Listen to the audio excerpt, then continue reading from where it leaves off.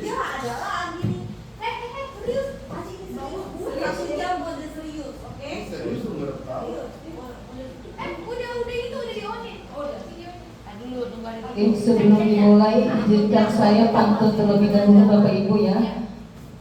Ke pasar minggu bersepeda motor, pulangnya beli buah buni.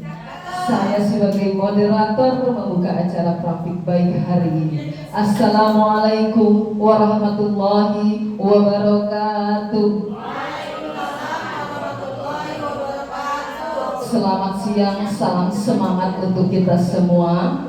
Yang terhormat Ibu Kepala Sekolah SD Jagakarsa 02 Ibu Hajah Mujiatun MPD, yang kami hormati Wakil Kepala Sekolah SD Jagakarsa 02 Bapak Haji Muhammad Yakub MPD, dan yang kami hormati Bapak Ibu Guru SDN Jagakarsa 02. Pertama-tama marilah kita panjatkan puji dan syukur kita kehadirat Allah Subhanahu wa taala, yang mana pada siang ini kita bisa berkumpul kembali dalam rangka diseminasi budaya positif untuk memenuhi tugas calon guru penggerak angkatan 11 Jakarta Selatan oleh Ibu Rahmati Dilarasati. Salawat dan salam tak lupa tercurah kepada junjungan Nabi besar Muhammad SAW yang telah membawa kita dari zaman kebodohan sampai zaman yang penuh teknologi sampai saat ini. Baik Bapak Ibu sekalian, mari kita dengarkan implementasi yang akan disampaikan oleh Ibu Rahmati Dilarasati sebagai tugas guna memenuhi tugas calon guru penggerak di angkatan 11. Untuk waktunya kami persilakan.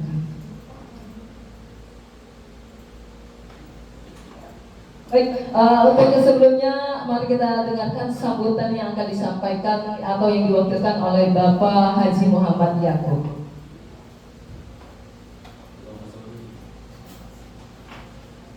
Terima kasih Ibu Amel. Assalamualaikum warahmatullahi wabarakatuh. Selamat siang, salam sejahtera untuk kita semua.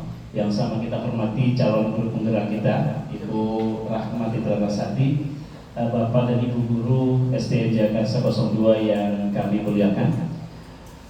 Alhamdulillah pada siang hari ini kita bisa berkumpul dalam rangka kegiatan diseminasi budaya positif oleh calon guru penggerak kita, sahabat kita, teman kita, Ibu Rahmati Dilarasati. Dari sekolah kami ucapkan selamat kepada Bu Rahmati Dilarasati yang telah menjadi guru penggerak angkatan 11, dan saat ini kita melakukan kegiatan diseminasi budaya positif. Mudah-mudahan kegiatannya sampai seterusnya berjalan dengan lancar.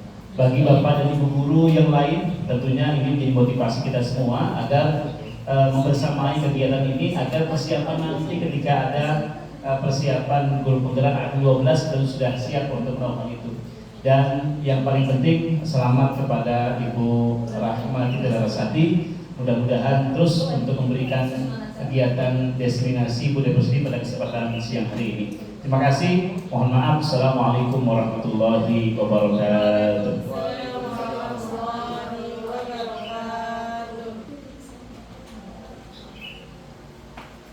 Baik, terima kasih Bapak Haji Muhammad Yakub atas sambutan atau pembuka acara pada hari ini.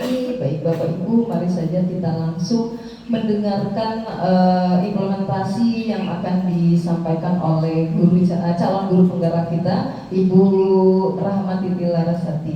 Waktu dan tempat kami persilakan. Terima kasih sebelumnya kepada Bu Amel ya, MC internasional SDN Jagakarsa 02. Jadi Bapak Ibu, meskipun kita memang sedang direkam gitu, santai saja. Nanti saya juga kesetum tegang ya soalnya. Terima kasih juga yang saya hormati sebelumnya kepada Ibu Hajah Mujiatun MPD selaku Kepala Sekolah. Kemudian tadi diwakilkan oleh Pak Haji Yakub atas sambutannya, dan rekan-rekan sejawat di SDN Jagakarsa 02, terima kasih sudah menghadiri acara saya, khususnya untuk membantu saya dalam memenuhi tugas CGP Angkatan 11. CGP dalam PGP. CGP itu calon guru penggerak, kalau PGP program guru berarti pendidikannya gitu. Sebelumnya pantun dulu dong. Halo, tapi saya memang cakep. Saya ingat dulu, Kaget kan? makan getuk, minumnya jamu, nyemilnya stroberi. Artinya, belum. Bapak Ibu jangan ngantuk ya. Oke. Dengerin saya sejam nanti. Oke, lanjut ke tamunya. Nah, ice breaking. Lanjut ke tamu. Ini video yang Bapak Ibu sering sudah tahu pasti ya. Tebak warna. Tapi cepat ya. Ini saya berikan satu-satu. Sebutkan warnanya, bukan katanya. Dimulai dari Pak Haji aku. Ini yang paling gampang. Senior kita kasih gampang. Ya udah. Dulu. Videonya dulu jalan. Oke. Fotonya ini ya. Nah, ajak semuanya bermain. Pak Haji aku sudah siap? Pak Haji, oke. Warna pertama, level muda. Lalu Pak Haji. Merah, betul. Pandang.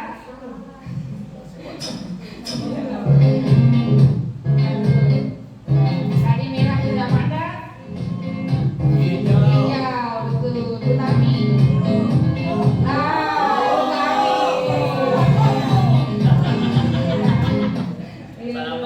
Ya kita ini dulu. Iya. Ya kan? Dari mana ya?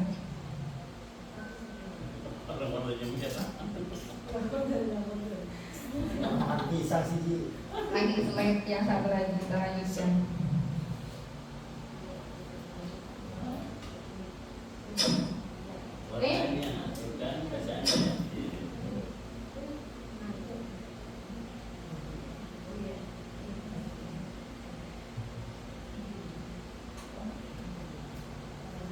Ya, ini utami.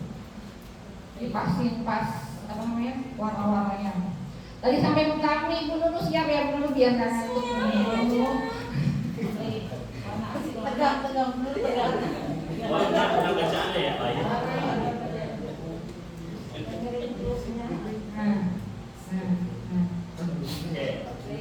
Bu Nunu, Ya, siap. warna apa? Ini Bu Fitri? Belum.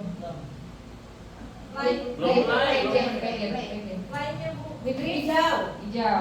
Bu Haji? Oh, pandang? Biru.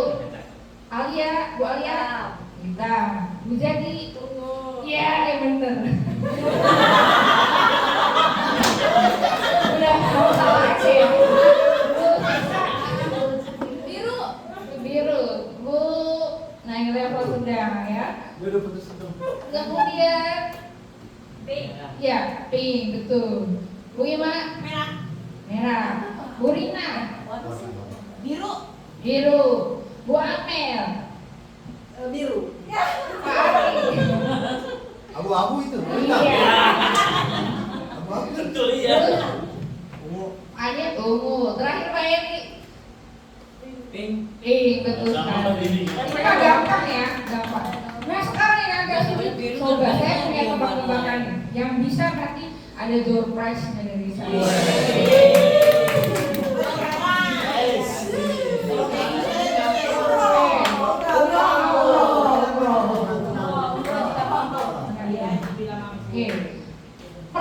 Cluenya adalah tebak-tebakan zaman sekarang ya, ada cluenya. Cluenya adalah 7 tangga. Oke? Saya naik 7 tangga nih. Dan membawa 2 benda. Nah, kalau saya naik tangga 1, itu yang saya bawa adalah nasi dan omelet. Nggak nyambung emang, tapi nggak apa-apa. Omelet tau nggak? Iya, nasi. Iya. Kalau tangga pertama, oke, siapa yang udah bisa? Kalau naik tangga ketiga, apa yang akan saya bawa? Pertama dari omelet. Pertama apa dasi Klunya. Punya 7 tangga. Iya, pasti bawa 2. Ada yang 3, di tangga ke-5. Kalau naik tangga ke-3, apa yang saya bawa? Nih, saya bawa mainan. Satu lagi benda apa? Yo, siapa yang bisa? tangga. Bukan. 7 tangga. 7 tangga. Apa sih hal-hal yang berkaitan dengan 7 tangga gitu? Kalau tadi tangga pertama apa tadi? Dasi. Tangga ketiga? Ya. Dasi omelet. Yang ketiga asi. Yang ketiga Tadi ada mainan. Satu lagi apa Burina? ikan. Pintar. Mana dia?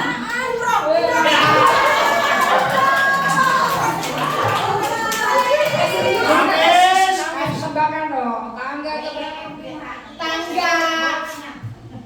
Tangga ke-6 bawa lilin sama Dua.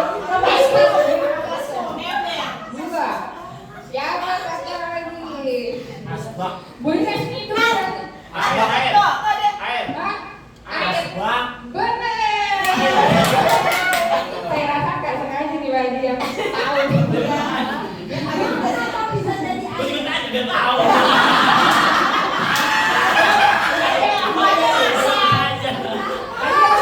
Bawa apa? Bawa mainan sama ikan. Mainan sama Ikan. Nah, terus tangga keberapa? Tangga ke-6 bawa lilin sama Lilin sama udah ketebak ya. Sekarang tangga ke 4 aja ya. ya. Tangga ke-4. Sebelum masuk ini tadi ada itu ikan gimana? Ya udah itu kan teka-teki gitu. Dan saya kasih tahu klunya. Klunya 7 tangga. Udah, ya udah nanti doorprize-nya di akhir ya Brina ya. Dapat umroh nih ya Allah. Yerusalem. Oke, kita lanjut dulu. Sekarang kita, nah, Bapak Ibu tadi sudah yang sesuai paparan di awal judul saya yaitu tentang destinasi budaya positif. Nah, saya yakin di antara Bapak Ibu budaya positif itu bukan sebuah kata yang asing ya, karena bahkan di Bapak Ibu guru di 02 itu sudah mendapatkan sertifikat PMM topik budaya positif. Nah, karena memang di PMM juga terdapat materi budaya positif dan materinya itu pun mirip gitu. Sehingga budaya positif itu bukan hal yang lagi asing yang sering kita dengar dan barangkali malah Bapak Ibu sudah menerapkannya di kelas masing-masing. Nah, di depan ini saya bandingkan, di sebelah kiri adalah screenshot dari PMN ya, boleh memaksa restitusi, dan itu juga ada di materi guru penggerak seperti itu. Nah, saya ingin, ini yang nanti akan kita bahas selama 1 jam ke depan. Tentu saja yang akan kita bahas adalah pertama disiplin positif, kemudian motivasi perilaku manusia, lalu ada keyakinan sekolah atau kelas, kemudian kebutuhan dasar manusia, lalu ada posisi kontrol restitusi, yang sampai salah ngomong kita ini hati-hati ya. Kemudian segitiga restitusi, gitu. Disiplin positif. Siapa di antara Bapak Ibu yang sudah lulus sertifikat PMM-nya nih? Udah. Bagus banyak ya. Termasuk saya juga baru saja mendapatkan sertifikat PMM untuk semester 2 ini. Kira-kira yang sudah Bapak Ibu pahami sejauh mana mengenai budaya positif, apa? Silahkan disampaikan. Siapa yang mau mewakili? Apa Bu Haji? Bu Rina? Pak Ari? Silakan Pak Ari. Baik, terima kasih waktunya Bu Laras. Disiplin positif itu adalah satu kebiasaan yang harus dirubah gitu. Yang dulunya itu Misalnya seperti menghukum, itu sudah bukan budaya lagi. Jadi kita kembalikan anak-anak ke kelompoknya dengan rasa atau dengan lebih lebih manusia gitu. Jadi menggunakan segitiga restitusi seperti itu. Kemudian kita juga jangan membiasakan memberikan hadiah setiap anak itu melakukan sebuah prestasi, mendapat prestasi, karena itu bisa juga menjadi suatu hukuman, karena itu sifatnya adalah motivasi eksternal. Mungkin itu Bu Laras. Terima kasih. Sangat betul apa yang disampaikan Pak Ari tadi. Dalam disiplin positif itu ada motivasi, tadi ada motivasi eksternal, kemudian motivasi internal, kemudian penanaman nilai-nilai kebajikan. Dan disiplin positif ini diharapkan untuk menumbuhkan sebuah nilai-nilai kebajikan. Ya. Nah, yang diharapkan dari pembiasaan, jadi disiplin positif itu adalah upaya untuk menumbuhkan sebuah kebiasaan yang melakukan suatu perilaku yang sesuai dengan kesepakatan berdasarkan nilai-nilai kebajikan yang disepakati. Apa saja nilai-nilai kebajikan tersebut? Nah, pada disiplin positif itu harapannya itu untuk menanamkan nilai-nilai universal. Nilai-nilai universal itu adalah nilai-nilai kebajikan. Kalau dalam agama Islam ya Bu Nunu ya, ada jujur ya Bu Nunu ya. Kemudian apa lagi Bu Nunu? Beriman dan bertakwa. Berbakti kepada orang tua, beriman. Banyak lagi versi nilai-nilai kebajikan dari versi misalnya dari perlindungan anak. Nah itu beda lagi, itu ada banyak sekali. Namun di kurikulum kita yang dirinci adalah nilai-nilai profil pelajar Pancasila. Ada berapa dimensi Bapak Ibu? Ada 6, betul sekali ya. Nah pastinya Bapak Ibu sudah di luar kepala. Lanjut Biasa di luar. Nah, kita sudah lanjut ke 3 motivasi perilaku manusia seperti tadi yang sempat disinggung oleh Pak Ari. Tadi ada Pak Ari menyebutkan motivasi eksternal. Lawannya motivasi eksternal adalah motivasi internal. Kalau berhubungan dengan disiplin positif, yang kita harapkan adalah perilaku siswa itu tumbuh dari motivasi yang mana Bapak Ibu? Internal, betul sekali. Kalau eksternal itu harus diiming-imingi hadiah dulu, gitu ya. Harus ditakut-takuti hukuman dulu, gitu. Kalau motivasi internal itu tanpa ada hadiah atau reward atau hukuman, dia bisa sadar secara pribadinya. Nah, yang pada teori yang saya pelajari, kalau yang berhubungan dengan 3 motivasi perilaku manusia ini, jadi seorang itu berperilaku itu berdasarkan 3 motivasi. Yang pertama adalah untuk menghindari ketidaknyamanan atau hukuman, yang kuning dulu Bapak Ibu ya. Kemudian yang kedua adalah untuk mendapatkan imbalan. Nah itu level yang kedua. Level yang paling tinggi adalah di mana dia menjadi orang yang mereka inginkan dan menghargai dengan nilai-nilai yang mereka percaya. Akhirnya disitulah poin yang warna hijau itu adalah poin motivasi intrinsik. Karena kita membahas masalah keyakinan yang tumbuh dari diri anak-anak sendiri, maka di sekolah kita harus menerapkan keyakinan sekolah atau keyakinan kelas. Nah, saya yakin sudah beberapa Bapak Ibu yang membuat keyakinan kelas ya, atau kesepakatan kelas. Kalau di ruang kelas Bu Jati kira-kira ini sudah ada belum? Belum ya Bu Jati ya? Oh bukannya belum ada, tapi mungkin lagi dipindah tempat gitu. Iya ya. Ada Bu Jati ya? Di atas lemari. Oh di atas lemari ya. Alangkah baiknya keyakinan kelas itu merupakan, jadi keyakinan kelas itu apa adalah 7 tujuannya untuk mewujudkan terbentuknya keyakinan sekolah. Nah, ini caranya dengan menggali berbagai usulan dari siswa seperti itu. Jadi sebuah keyakinan itu muncul lahir bukan dari guru maunya apa, tapi lahir dari usulan warga yang bersepakat. Kalau di lingkungan kelas ya antara guru dan murid, kalau di lingkungan sekolah ya seluruh komponen sekolah seperti itu.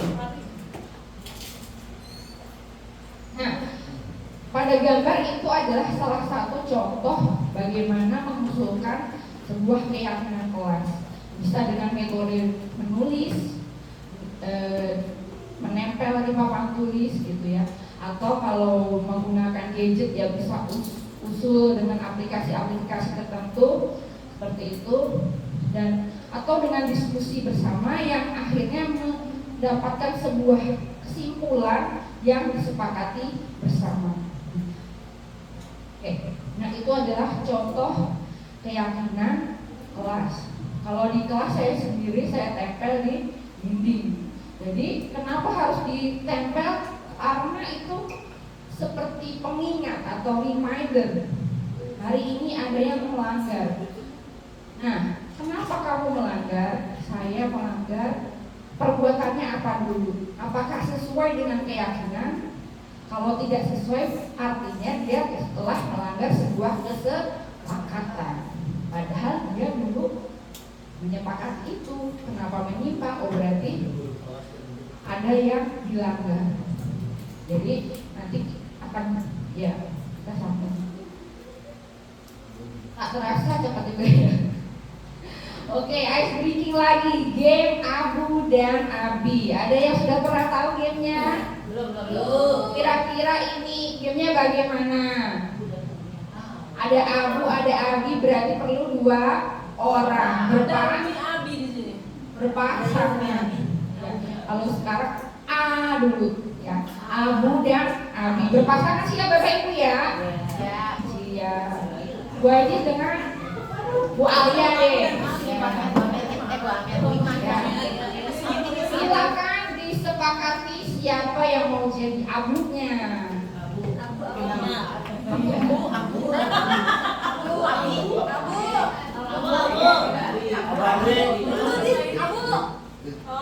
Oke, harus berdekatan Bapak Ibu karena ya.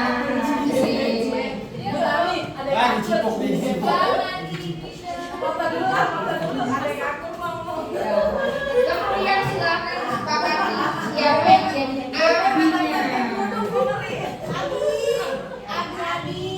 Nanti yang ya. Oke, sudah siap Bapak Ibu? Ketika saya bilang abu, berarti gini, posisi abu adalah menangkap. Kalau abi di tengah-tengah ini ditangkap. Jadi pindahannya abi hindar. Oke? Iya. Berarti kalau saya abi bukan abi. Oke? Abi di tengah menghindar. Kalau abi menangkap. Kalau disebutkan abi berarti abi menghindar. Kalau disebutkan abu menangkap. Gimana? Oh gantian ya dia. Sama aja. Ya, kalau saya sebutkan abi berarti saya yang nangkep. Jadi satu tangan aja, satu tangan ini. Oke, kalau jadi ya kalau saya sebutkan abi, saya abi, saya nangkep. Abi menghindar. Oke, kalau sebutin abu, saya yang hindar. Abi nangkep. Sudah paham? Abi menghindar, pokoknya abu nangkep. Terus ya. Abi menghindar, abu menangkap. Iya betul. Yang disebut menangkap. Ya boleh. Saya abi, tidak abi. Abi.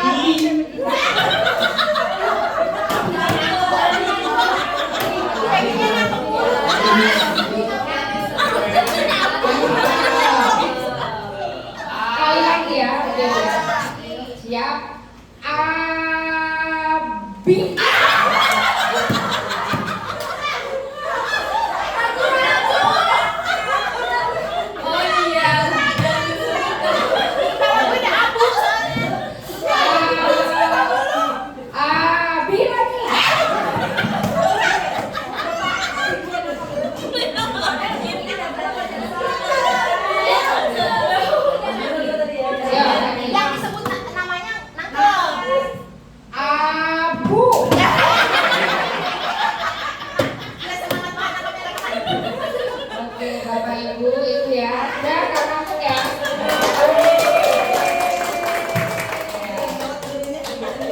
Jadi pisahin. Sih sama jadi pisahin agak ada apa-apa. Tadi sudah ice drinking, semoga karena saya kayaknya ada kecepatan nih. Nggak nyampe 1 jam nanti ya nggak apa-apa. Nah, selanjutnya ada pernyataan bahwa setiap perilaku kita itu berhubungan dengan kebutuhan dasar. Ya. Seperti Bu Fitri. Kenapa pada tahu ya? Ketika perilaku kita harus memenuhi kebutuhan dasar, kita harus makan, ya mau nggak mau harus makan. Kalau ngantuk berarti perilakunya adalah tidur. Kalau butuh kasih sayang, apa perilakunya ya? Ya gitu ya. Terus kalau ternyata kebutuhannya kurang diperhatikan, pasti mencari ternyata ada berapa kebutuhan dasar Pak Ari? 5. Ada 5 kebutuhan dasar manusia. Nah, yang pertama kira-kira apa Bapak Ibu? Itu mau tidak mau harus terpenuhi. Sandang, pangan, papan itu harus terpenuhi. Kemudian yang kedua adalah kasih sayang dan rasa diterima, ya seperti itu. Kalau dikucilkan enak tidak Bapak Ibu? Tidak. Dibully enak tidak? Makanya kita perlu kasih sayang dan rasa diterima. Kemudian penguasaan Pak Haji. Gimana menjadi pemimpin Pak Haji? Ya, menguasai. Iya betul. Yang pemimpin itu bukan harus menjuniorkan apa yang di bawahnya, tapi bisa merangkul tim kerjanya. Kemudian kebebasan. Ternyata manusia itu perlu bebas. Kalau dikekang nggak enak Bu Siska ya. Iya. Apa ini? Sudah dilarang, mau ini dilarang, mau itu dilarang, nggak boleh, itu tidak menyenangkan. Kemudian kebutuhan untuk merasa senang ya. Ya, kalau kerja terus apa ya kita perlu bersenang, refreshing. Cara proporsional. Nah, dalam disiplin positif ini ada Pak Endang nih kasusnya Pak Endang. Dan ini real ya Pak Endang ya. Kasus real. Ini studi kasus tentang kebutuhan dasar. Mari kita mencoba menganalisis kebutuhan dasar yang terjadi pada siswanya Pak Endang. Sebenarnya waktu itu kita kejadian asli Pak Endang ya, yang murid maunya merebut makanan temannya, iya Pak Endang ya.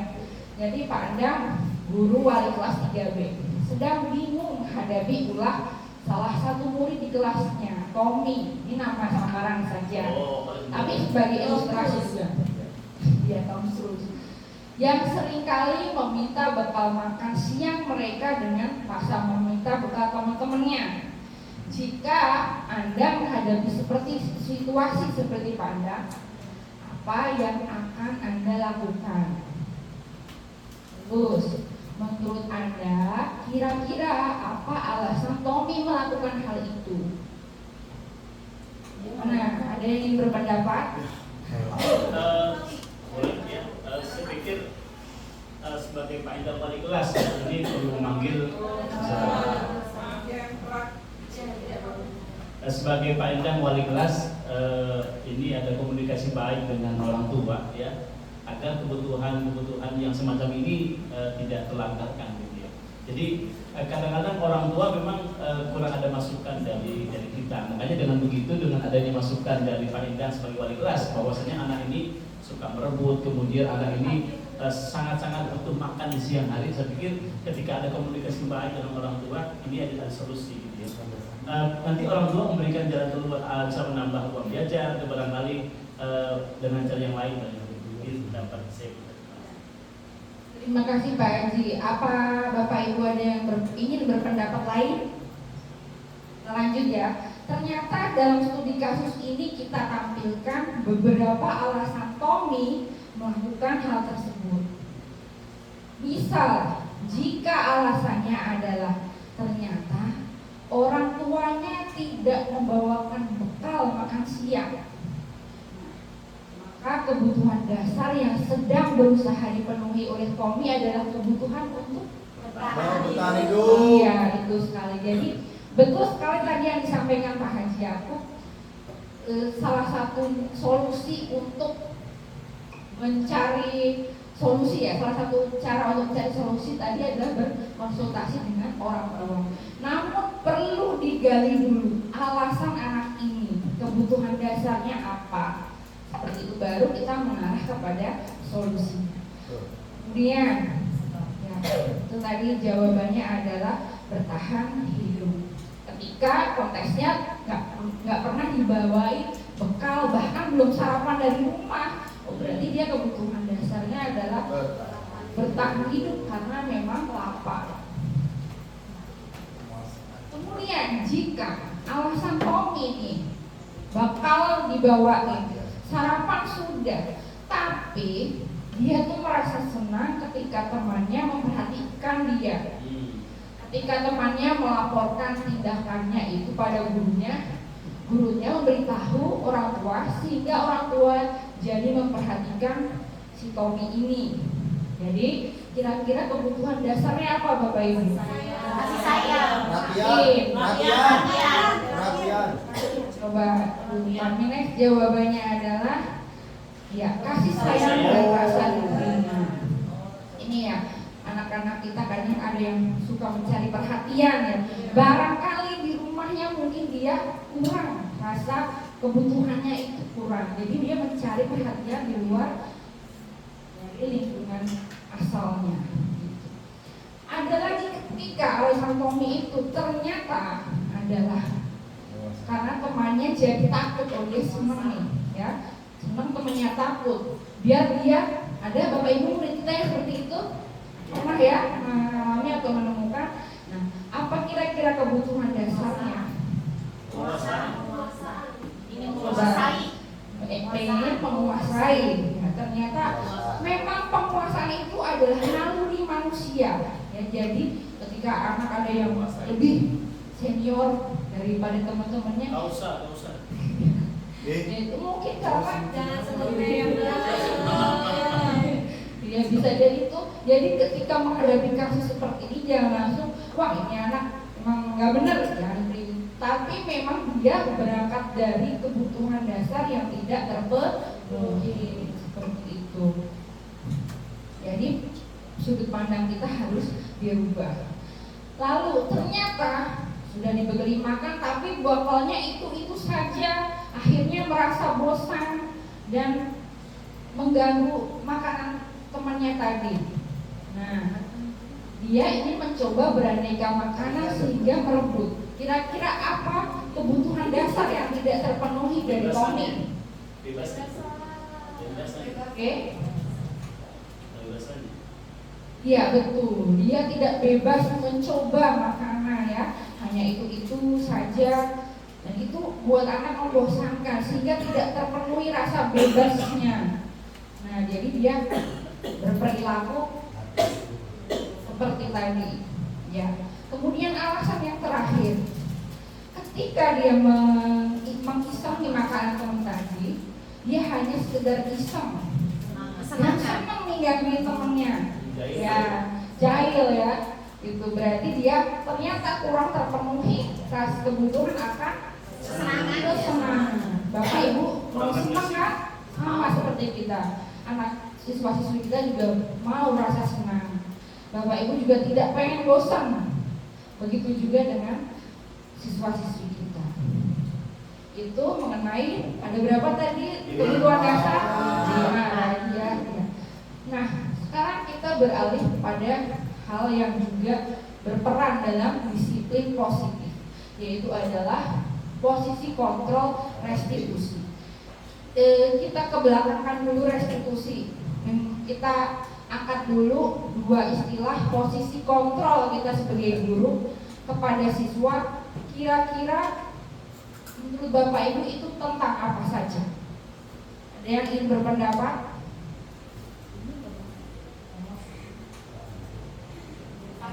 Tarik nafas dulu ya. Posisi kontrol kita kepada siswa gitu. Di PMM sudah ada juga, tapi mungkin perlu kita review ulang gitu ya. Jadi ternyata kita sebagai manusia dewasa kepada siapapun atau kepada, kalau di sekolah ya kepada siswa kita, itu ada 5 peran posisi kontrol seorang guru ya. Yang pertama adalah sebagai penghukum. Baik. Kemudian yang kedua adalah sebagai pembuat rasa bersalah. Pernah nggak Bu menjadikan kita nih anak yang berbuat salah, tapi gimana kata-kata kita itu bisa membuat anak itu merasa makin bersalah, ya kan? Kalau sebagai penghukum mungkin pernah ya Bapak Ibu ya, tidak pikir tuh hukumannya. Nah, kalau merasa bersalah jangan, nah kamu nggak kasihan apa ibu jadi ditegur nih sama kepala sekolah. Nah itu membuat rasa bersalah gitu misalnya. Kemudian guru sebagai teman, Pak Ari gimana guru sebagai teman? Kita memberikan kesan nyaman tapi tidak membimbing.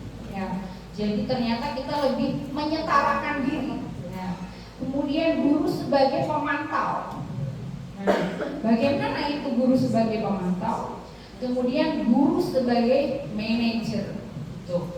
Nah, ada video yang bisa kita lihat, nanti Bapak Ibu bisa bedakan dengan kasus yang sama tapi posisi kontrol yang berbeda, hanya dengan intonasi ucapannya, hanya dengan mimik guru itu. Nah, coba kita bedakan.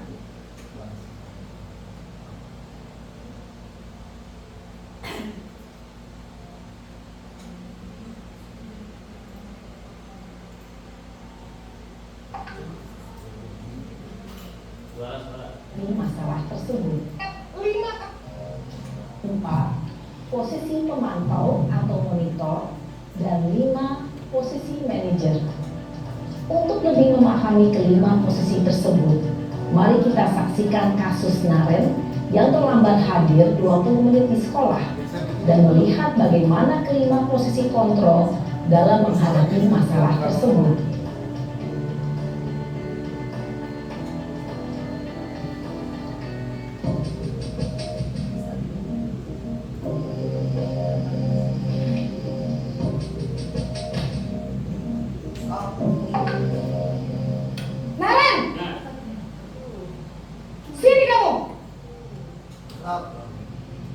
Selamat pagi Bu. Selalu terlambat. Kamu deh pasti terlambat. Maaf Bu, saya Apa? Apa coba? Alasan kamu apa lagi? Kapan sih kamu tidak terlambat? Malas sekali ya kamu jadi anak. saya Dasar pemalas. Bapak Ibu perhatikan cuplikan kalimat kamu. Sudah berapa kali terlambat? Sana, kamu keliling lapangan basket 2 kali. kenapa saya harus keliling lapangan basket Bu? Kenapa? Kamu melawan ibu. Berani-beraninya jawab. Sudah terlambat, masih berani jawab pula. Sekarang, keliling lapangan basket 5 kali sekalian. Biar kapok. Cepat. Pergi sana ke lapangan basket. Posisi penghukum biasanya berbicara dengan nada tinggi, menghardik, menunjuk-nunjuk, menyakiti, dan menyindir. Hukuman bisa berupa fisik maupun Naren, kamu suka. Naren! dan Bapak Guru hebat. Dampak yang terjadi pada murid ketika guru berada pada posisi penghukum adalah murid cenderung akan memberontak, bahkan menyimpan dendam.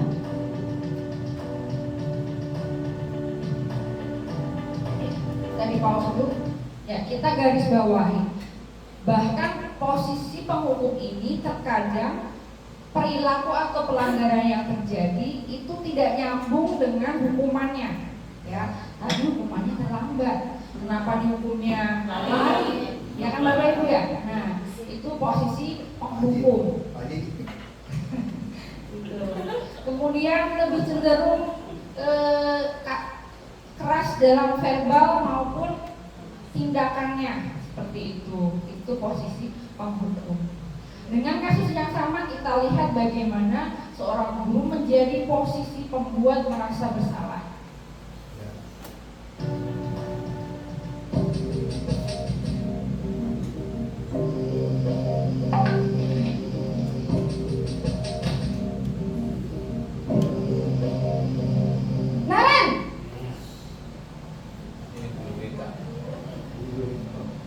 Selamat pagi Bu. Naren, kamu kenapa terlambat lagi, nak? Ya Tuhan, Naren, kamu senang ya bikin ibu susah ya? Kalau kamu terlambat lagi, nanti ibu yang ditegur bapak kepala sekolah, nak. Disangka ibu tidak bisa membina kamu. Duh, gimana ini? Maaf Bu. Duh, Gusti Naren, kamu suka ya kalau ibu ditegur bapak kepala sekolah? Terus, sekarang ibu harus tulis apa yang di buku absen? Ini kamu sudah sering terlambat loh. Ibu harus apa coba? Maaf Bu. Maaf sekali. Ya sudah, lain kali jangan bikin ibu susah lagi ya nak ya. Ibu tidak akan kuat lagi kalau kamu begini terus. Bisa jantungan kalau ibu tegur bapak kepala sekolah. Sana cepat ke kelas. Maaf ya Bu. Maaf sekali. Tadi Paus dulu Bu Tami, ya. Jadi kalau karena ini siswa SMA ya, jadi dia sudah bisa menyadari bahwa itu kesalahan dia, karena bu gurunya tadi menyampaikan sepertinya anak ini akan merugikan banget kepada gurunya. Nah itu adalah posisi membuat rasa bersalah. Dengan kasus yang sama kita lanjutkan, guru sebagai posisi teman. Ya betul.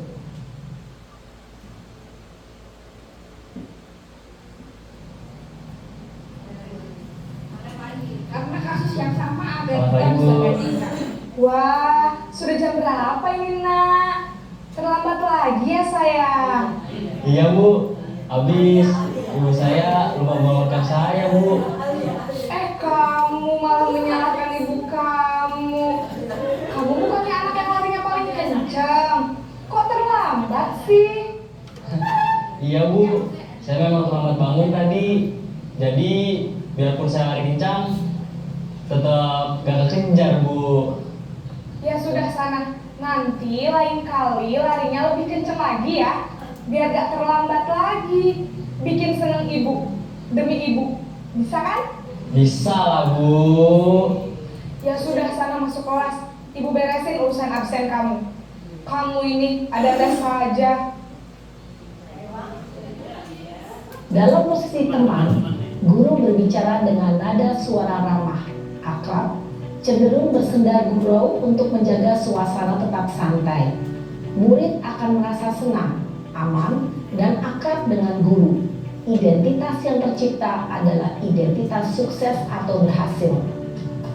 Namun, perlu diingat, karena ini masih dorongan eksternal, maka ada faktor ketergantungan dari murid kepada orang tertentu. Di sini, guru absennya, sehingga di lain waktu, murid bisa berperilaku baik, namun hanya kepada orang-orang tertentu saja.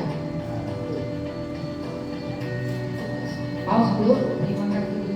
Nah ini hati-hati, walaupun kesannya akan menimbulkan rasa hangat, kemudian siswa juga tidak takut kepada gurunya, tapi ketika terus-menerus bisa jadi wibawa atau tingkat kedisiplinan siswa itu justru akan semakin turun karena perilaku dia itu merasa akan dimaklumi seperti itu ya. Nah itu posisi teman. Jadi kita harus Kemudian harus memposisikan seperti apa nanti. Yang keempat, posisi sebagai pemantau atau monitor.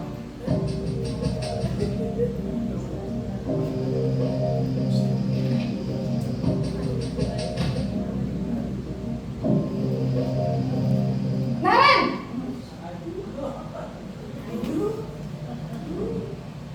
Selamat pagi Bu.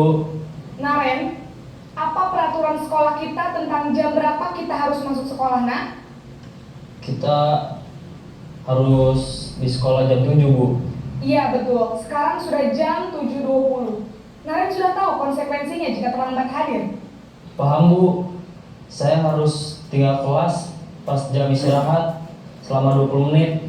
Iya benar, konsekuensinya demikian. Jadi nanti jam 9.30 pas istirahat, kamu harus tinggal di kelas, kerjakan tugas tambahan untuk ketertinggalan kamu, ya? Baik Bu. Posisi pemantau mengandalkan penghitungan atau data untuk mengontrol murid. Guru mengarahkan murid berdasarkan peraturan dan konsekuensi. Seorang pemantau menunjukkan bahasa tubuh dan ekspresi wajah yang datar dan cenderung formal.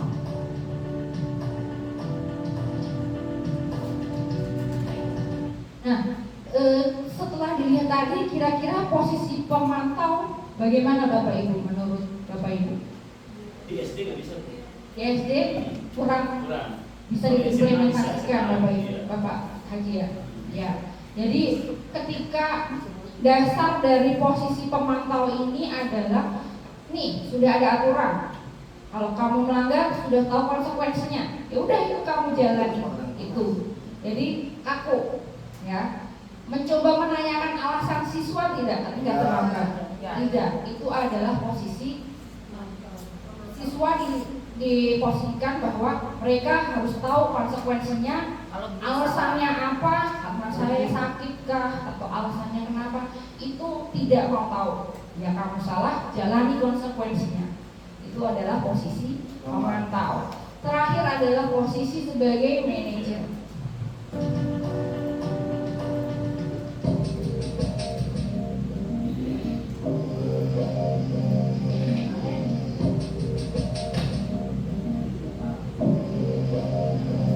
Naren,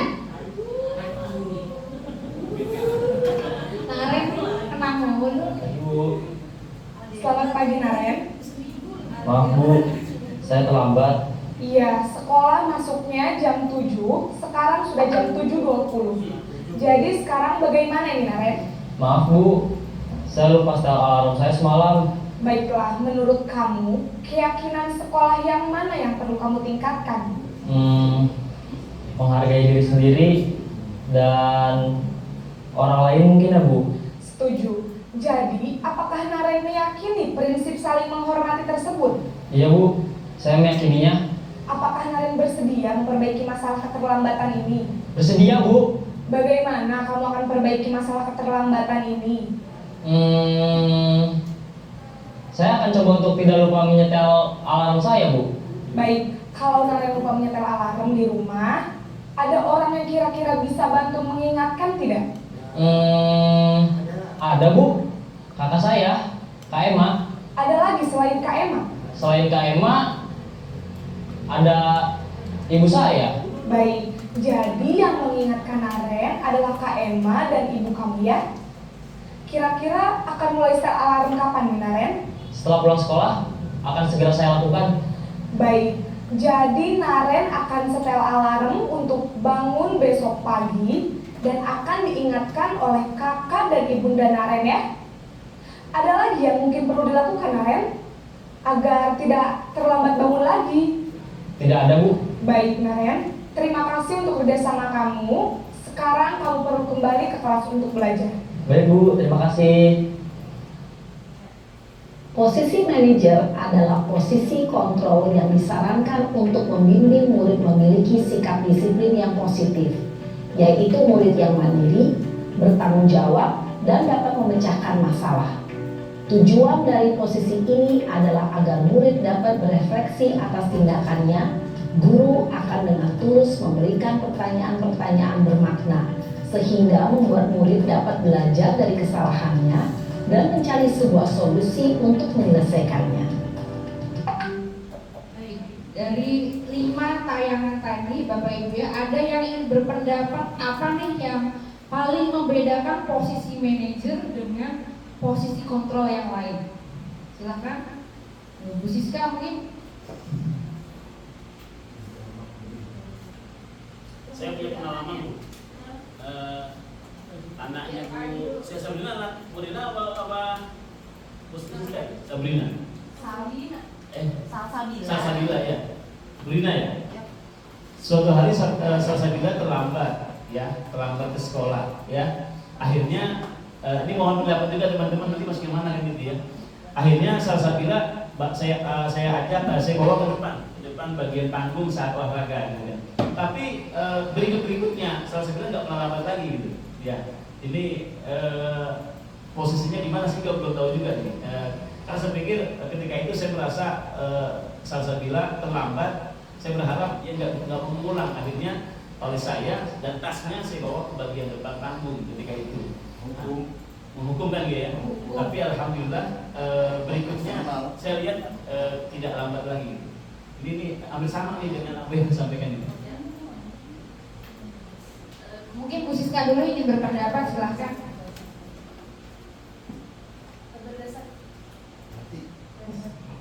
Ya, berdasarkan tadi 5 tayangan, 5 posisi, itu yang paling membedakan sih yang tadi ya, yang posisi manajer adalah siswa tahu kesalahannya, tahu alasannya kenapa, karena dia merefleksikan diri dan sesuai sama deskripsi disiplin positif, yaitu dia bisa memecahkan masalah supaya tidak terjadi lagi kesalahan itu. Bagaimana cara memecahkannya, dan itu semua di sumbernya atau idenya ya dari dia sendiri, dari siswa itu sendiri. Beda dengan posisi-posisi yang lain, itu sih yang membedakan. Jadi benar-benar dari siswa, karena dia yang buat salah, dia harus tahu alasannya, kemudian cara memperbaikinya gimana. Jadi guru hanya mengarahkan aja supaya dia bisa tahu. Apalagi kita guru SD di sini, biar anak itu bisa sadar, bisa berubah, bisa memiliki kebiasaan yang baik, kemandirian, tanggung jawab. Ya kita guru terutama di sekolah dasar, kita membimbing, mengarahkan dia supaya bisa melakukan itu. Gitu sih Bu, yang membedakan seperti ini. Terima kasih Bu Siska. Tadi Bu Siska menyebutkan bahwa lahir atau dari dirinya sendiri, atau dengan kata lain motivasi intrinsik. Nah, dari ke-5 tayangan tadi, memang yang paling ideal adalah bagaimana atau upaya guru agar disiplin positif ini akhirnya memunculkan motivasi intrinsik. Boleh nggak pakai 4 metode tadi? Boleh. Tergantung konteks, tergantung siapa yang dihadapi. Nah, namun upaya seorang guru agar menumbuhkan nilai-nilai yang mendalam, yang menumbuhkan kesadaran siswa, itu adalah posisi manajer. Nah, jadi jangan sampai seorang guru salah mengambil posisi pada sebuah konteks kasus siswa seperti itu. Nah, ketika kita pilah-pilah ya, nah antara posisi penghukum hingga posisi manajer itu ada cirinya. Kalau yang penghukum, contohnya dari kata-katanya, kalau kamu tidak melakukannya, awas ya, rasakan ya, itu keras Bapak Ibu ya. Kemudian kalau posisi teman, ayolah lakukan demi ibu ya. Terus masa kamu tidak mau?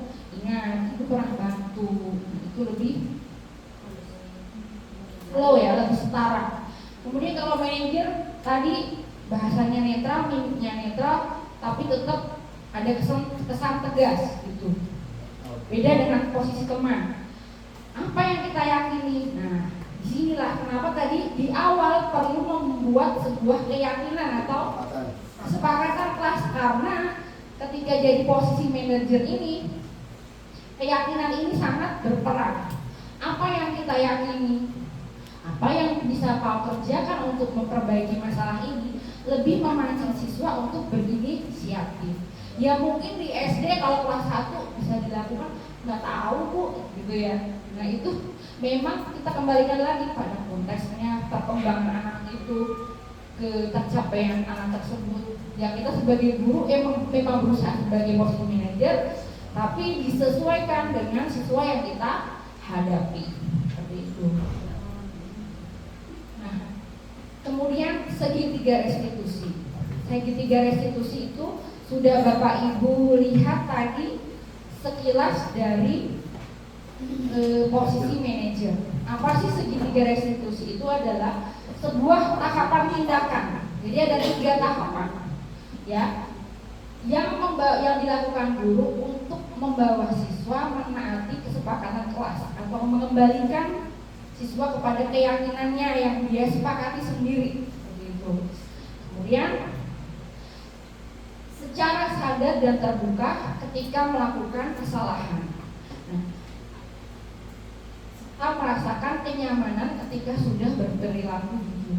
Ketika anak itu sudah salah, harapannya dalam segitiga restitusi itu dia dibalik ke teman-temannya bukan lagi merasa bersalah atau merasa nanti nggak ditemenin nih, wah aku beda sendiri nih, ya, tapi dia kembali dengan positif, dengan catatan dia membawa kesadaran bahwa tidak akan lagi mengulangi kesalahan itu. Nah, bagaimana memunculkan kesadaran itu adalah dengan 3 tahapan segitiga restitusi. Pertama, menstabilkan identitas. Kedua, validasi tindakan yang salah. 3, menanyakan keyakinan. Belum ya? Nah ini segitiga restitusinya ada di tayangan. Iya. Pak Ali masih ingat ya Pak Ali ya? Yang praktek ya. Kita harus praktekkan kepada siswa walaupun dengan skenario.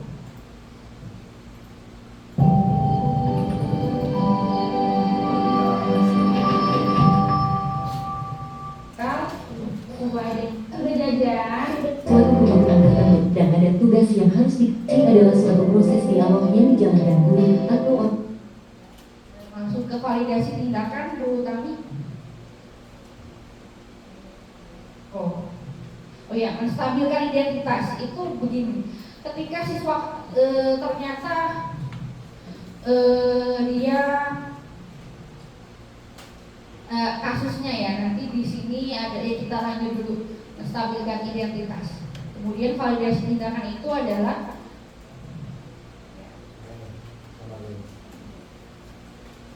ini adalah tahap menstabilkan identitas itu berdasarkan prinsip bahwa membuat kesalahan itu bagian dari sisi belajar. Semua orang pernah salah tidak Bapak Ibu? Mungkin saya Bu Tami siswa terlambat, saya juga pernah terlambat. Nah itu kita sampaikan, memang semua pernah mengalami kesalahan. Kita sebagai manusia itu pernah mengalami kesalahan gitu. Jadi ketika siswa disampaikan seperti itu, dia nggak merasa terhukumi, tapi distabilkan dulu identitasnya. Setelah stabil identitasnya, tahap selanjutnya adalah validasi tindakan yang salah.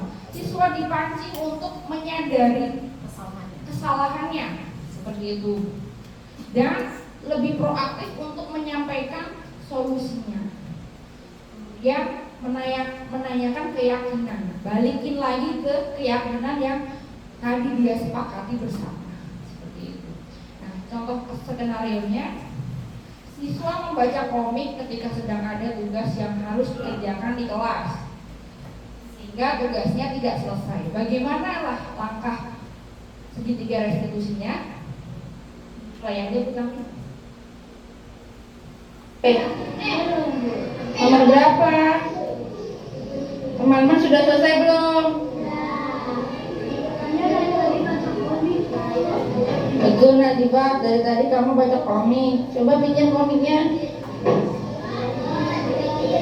dulu ya. Nanti setelah istirahat kamu ketemu Bu Guru di ruang guru ya. Waalaikumsalam, silakan masuk. Ya, silakan duduk Najibah. Gimana, sudah jajan? Sudah minum? Sudah. Baik. Najibah kalau tidak kenapa Bu Guru panggil ke ruangan ini? Karena tadi saya membaca komik saat belajar, Bu. Ya, apa akibatnya Najibah? Tugas saya belum selesai, Bu, sampai sekarang. Nah, itu merugikan ya, merugikan kamu sendiri. Nah, sebenarnya membaca komik itu memang menyenangkan. Ibu juga suka membaca ya, membaca komik, membaca buku yang lain itu bisa menambah pemahaman kita. Namun menurut kamu tindakan kamu tadi sudah tepat atau belum? Kenapa? Karena saya membaca komiknya saat jam pelajaran bukan saat jam istirahat atau jam istirahat. Baik, apakah itu sesuai dengan keyakinan kelas kita? Tidak, Bu. Ya, kira-kira bagaimana? Nanti saya lebih disiplin dan bertanggung jawab, Bu. Jadi harusnya tugasnya terselesaikan lebih dulu. Ya, jadi karena kamu sudah mengakui itu tindakan yang tidak sesuai dengan keyakinan kita yang sudah kita sepakati, menurut kamu solusi apa yang kira-kira bisa kamu berikan? Saya juga akan mengalami Ya, sebenarnya sudah 3 tahapan ya, karena ini dialognya memang panjang pada proses menanyakan keyakinan. Nah, memang di SD itu kesadaran dirinya kan belum sampai gitu Pak ya. Tapi yang namanya upaya ya harus tetap kita lakukan demi namanya disiplin positif itu bukan dilakukan jadi tidak, tapi sebuah kebudayaan atau kebiasaan dari gurunya. Oh, ini berarti sudah tahu tahapannya itu ada seperti ini, bukan langsung serta-merta jadi posisi penghukum. Jadi memang pendekatannya sangat ya ada tegas, tapi tetap lebih membangun inisiatif siswa untuk menyadari kesalahannya, kemudian mengembalikannya pada keyakinan diri agar motivasi intrinsik itu terjadi dan muncul. Kemudian kasus 2 bukan ya. Siswa sering mengobrol saat mengerjakan tugas sehingga kurang fokus, sehingga tugas tidak selesai tepat pada waktunya. 2 siswa sering mengobrol saat mengerjakan tugas, kurang fokus sehingga tugas tidak selesai tepat waktu. Tadi dia ngobrol sama saya. Jadi kamu tugasnya belum selesai dan sekarang Haidar kamu sering terlambat ya mengerjakan tugasnya. Ayo sekarang kurangi ngobrolnya, dilanjutkan dulu ya. Nanti setelah jam istirahat bertemu Bu Laras ya. Waalaikumsalam, silakan masuk. Duduk di sini. Ya, baik. Dan Arya, sudah jajan belum? Kenyang? Nah, kamu tahu tidak kenapa kamu buru pagi saat ini? Ya, kamu tidak mengerti tugas. Kenapa Arya tugasnya tidak selesai?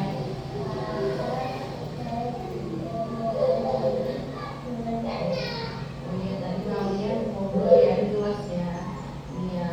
Jadi memang seru ya kalau ngobrol dengan teman ya. Dulu juga suka ngobrol dengan teman. Tapi tepat tidak waktunya ketika dari kelas itu ngobrol. Sudah tepat ya. Nah, apakah tindakan kalian itu tadi sudah benar? Lalu apakah sudah sesuai tindakan yang sudah dilakukan tadi itu sesuai dengan keyakinan kelas kita?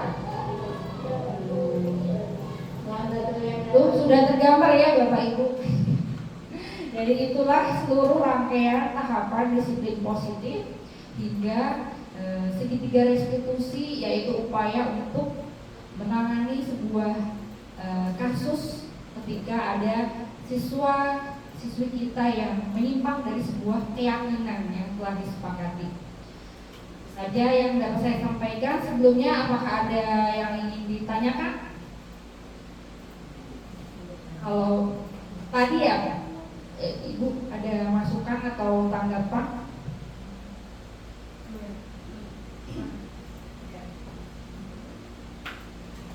Saya akan yang separuh ya dari tampilan, tapi ya laba-laba sedikit deh. Bapak Ibu, Budaya positif tersebut. apa yang disampaikan oleh Bu Laras ini adalah paparan salah satu tugas dari sebagai guru penggerak Ibu Laras. Betul. Ya. Jadi dalam memenuhi salah satu tugas dari pendampingan guru penggerak. Nah, ini yang dibahaskan tentang disiplin positif yang sebenarnya sudah dilakukan oleh Bapak Ibu guru setiap hari. Ketika mengajar itu sudah berproses setiap hari, sementara kita tidak menyadari. Ya, ketika tadi melihat kasus kan baru yang 3 restitusi itu ya merangkai begitu aja, bukan bisa-bisa ini 1, 2, 3. Jadi satu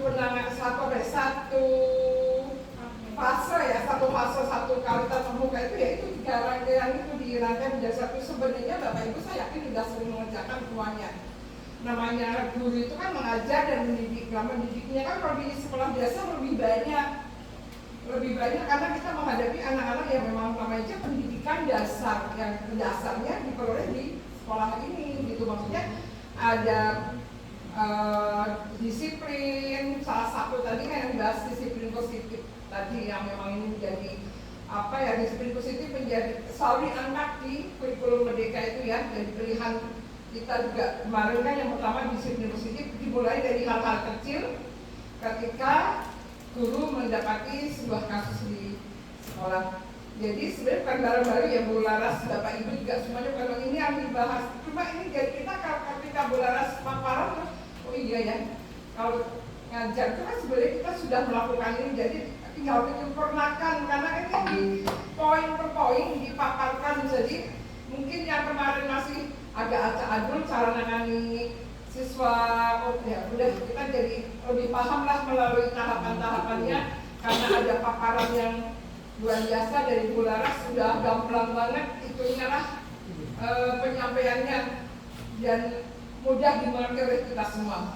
Terima kasih Bu Laras. Saya juga ikut belajar dari ingat ketika jadi guru, ketika saya dulu banyak ngajar ulang kelas 6 ya banyak banget kasus-kasus seperti ini gitu ya. Jadi itulah selama kita jadi guru pasti kita akan melakukan apa yang namanya disiplin positif gitu. Sebenarnya itu udah kita lakukan, cuma diangkat di apa yang jadi kurikulum Merdeka itu kita tuh nggak menyadari padahal sudah sehari-hari memang guru harus seperti itu. Sekali lagi terima kasih Bu Laras, masukan untuk hari ini pencerahannya luar biasa. Berikan aplaus dong untuk Bu Laras. Dalam keadaan hamil masih semangat banget. Ya untungnya nanti sebelum lahiran sudah lahiran belum selesai ya. Nggak apa-apa, tapi tinggal tahapan akhir ya. Nah teman-teman mudah-mudahan Bu Tamri, Bu Siska nanti segera mendapat kelompok pendampingannya, ini tinggal belum masuk kelasnya istilahnya belum mendapat panggilan. Dan teman-teman yang lain kalau nanti ada dibuka segera ikut aja. Pokoknya nggak usah putus asa. Siapa juga kasih contoh. Ayo. Jadi ikut, nggak perlu ikut pagi, nggak usah pakai nggak usah pakai kapok-kapok itu karena pasti akan dituntut daripada kita ikut sekolah penggerak itu 3 tahun. Lebih baik dari guru penggerak aja 6 bulan kan. Kalau tepat waktu lulusnya ikuti semua tahapannya. Insya Allah dapat pendamping yang baik yang tidak memberi kesulitan. Tapi saya lihat waktu Pak Ari juga dapat pendamping luar biasa baiknya. Siapa nama dia? Wiwi,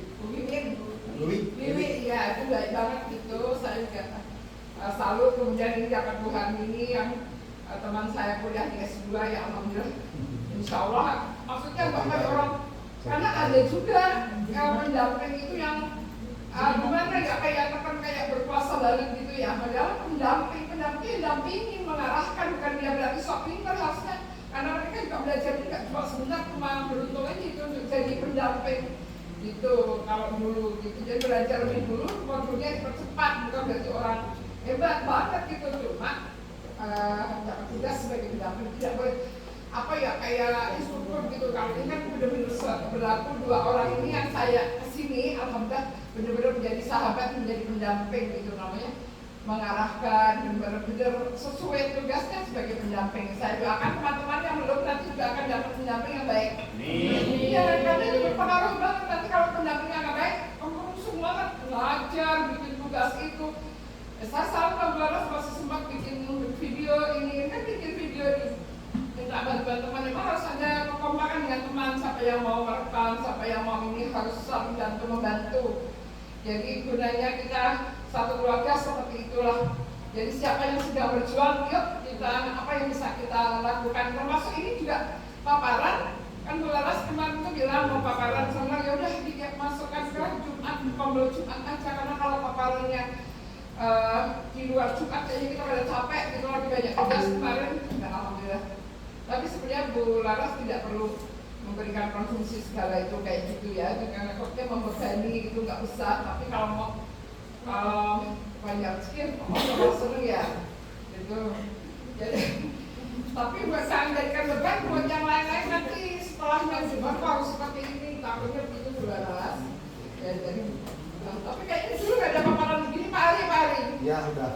Tapi Ibu nggak ada begitu Pak Haji. Masa sih?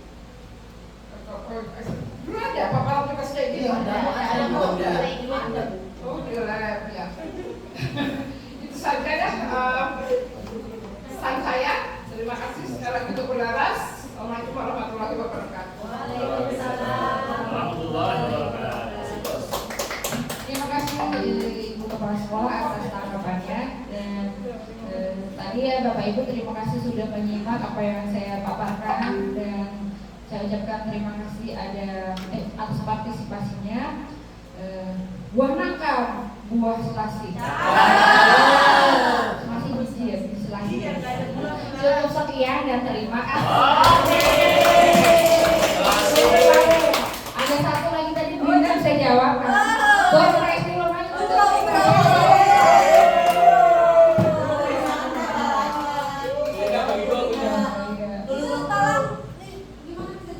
Lagi pertanyaannya saya. Oh ya, tunggu dulu. Satu kali lagi deh. Biar ada yang dapat door prize lagi. Ya. Tadi ingat belum ya? 7 tangga. Boleh jawab lagi nggak? Boleh. Tangga kedua ya Burna. Saya bawa Burna bawa apa? Tangga kedua. Saya bawa Regina. Oke. Ember. Betul. Pak Guru bertanya.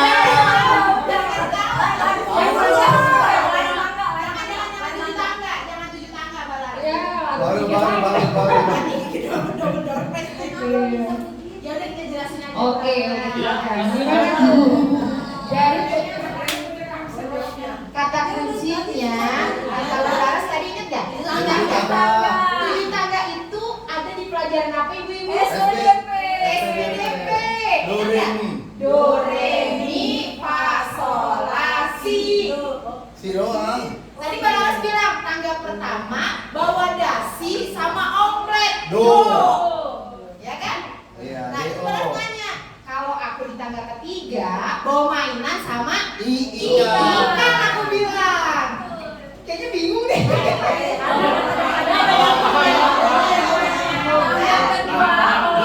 Bisa sama ember. Jadi kita sekarang kalau tangga keempat berarti minum Fanta sama Ayam. Terus tangga kelima makan somai. Orek tahu sama lontong.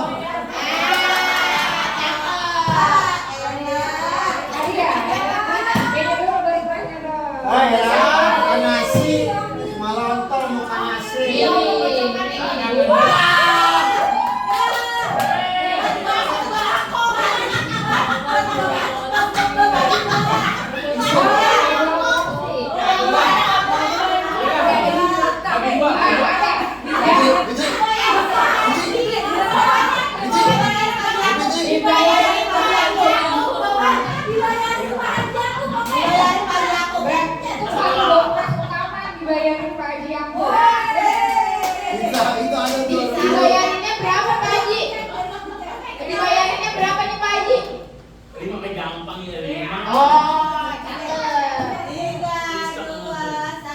Bismillahirrahmanirrahim. Iya, kan umroh tadi katanya. Ih, bakso 3 mangkok.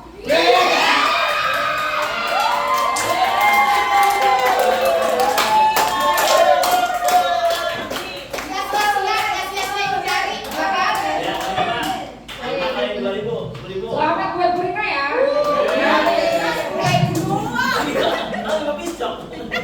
Dibayarin Pak Haji aku mas puasnya ya. Iya. Siap ya. Silakan terima kasih saya kembalikan kepada Bu Amin. Hari Senin ya. Iya. Senin. Besoknya. Ya, luar biasa sekali materi yang kita dapat hari ini ya Bapak Ibu ya. Boleh minta tepuk tangannya sekali lagi.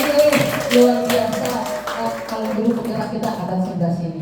Selain sebagai memenuhi tugas sebagai guru calon penggerak angkatan 11, tentunya menambah wawasan dan pengetahuan kita semua ya Bapak Ibu dengan materi yang disampaikan oleh Ibu Laras, yaitu di mana ada disiplin positif, motivasi perilaku manusia, keyakinan kelas, kebutuhan dasar manusia, posisi kontrol restitusi, dan yang terakhir adalah segitiga restitusi. Dari keenam ini apabila kita jalankan di kelas kita masing-masing, tentunya membuat kelas menjadi kondusif. Baik, sebelum saya tutup, saya juga punya pantun. Saya memang cakep. Jalan-jalan ke kota Gujarat, ingin sembahyang berlama-lama. Semoga diseminasi ini membawa manfaat untuk kebaikan kita bersama. Saya akhiri, wassalamualaikum warahmatullahi wabarakatuh. Waalaikumsalam warahmatullahi wabarakatuh. Memastikan ini bahwa kita menghilangkan kegiatan PTS ya dalam program kita bahas ketika itu PTS di tanggal 20.